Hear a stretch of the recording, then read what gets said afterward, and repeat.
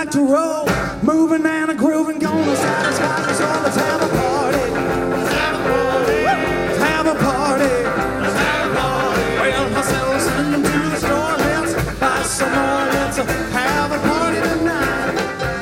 Now, baby, paint your lips. These Illinois audiences have been amazing. I mean, Chicago has just completely embraced us. We feed off the energy of the crowd, and you don't really need to.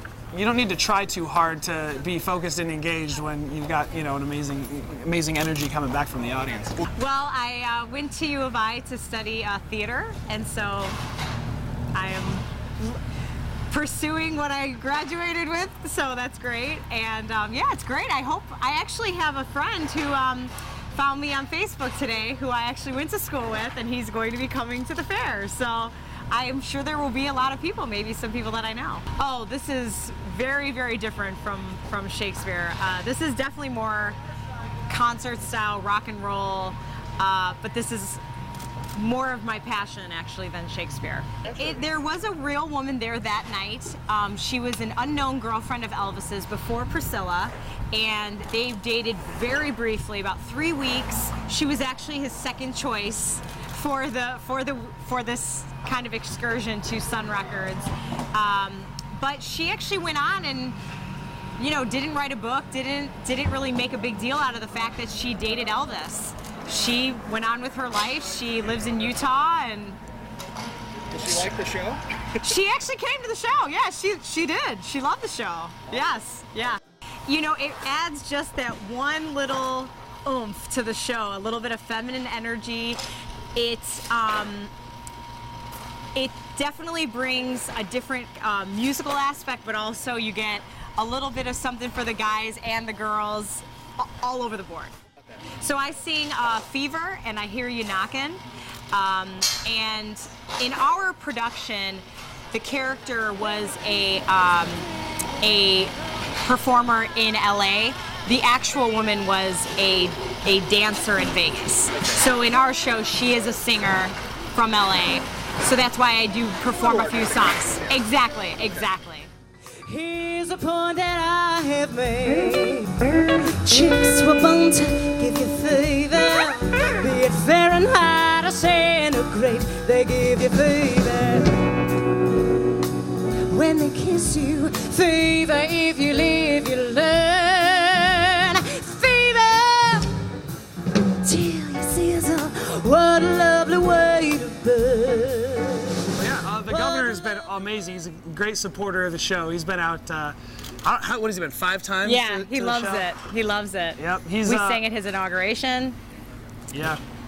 This is the second time at the fair. Yes, I did. I sang him a special happy inauguration, Mr. Governor. Was that weird for you? Oh no, I loved it. I actually was kind of sad because he was a little busy, but he told me later he sure did hear it. Happy inauguration to you.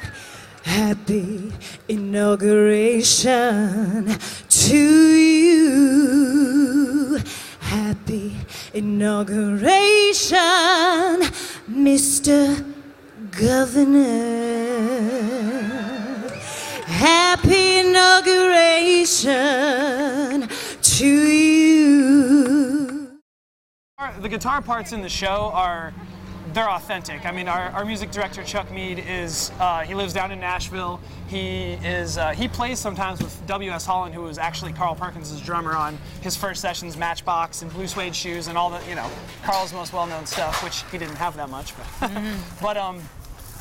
so he brings an authenticity to the show that's undeniable. Like, I don't think you're not going to find anybody who's going to do a better job of it. Fortunately for me, Carl being the least known of the quartet, I'm not really under a microscope as far as you know, how he moves and how he sounded quite as much as the other guys are. But in all actuality, Carl and Elvis were friends. So and Carl found out that after Elvis died, Carl found out that Elvis had waited to release Blue Suede Shoes until Carl's version had actually started to slide down the charts. And so ultimately, in terms of royalties and things like that, I'm sure Carl probably wasn't all that upset, but I'm sure he might have had a little, under the surface, been a little green with envy about the success of the, you know, the superstar.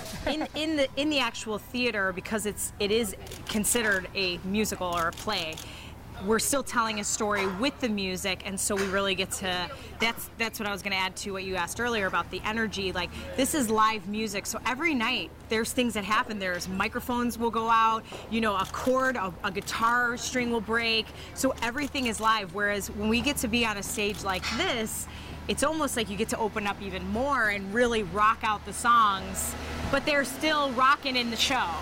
Because this music's from another time, does it feel sort of out of place, or are you feeling kind of in the moment when you're in character and doing all this, and we're not in 2011 anymore? Oh yeah, no, it's 1956 for an hour and 45 minutes. Yes. Do you ever get tired of the 50s? No.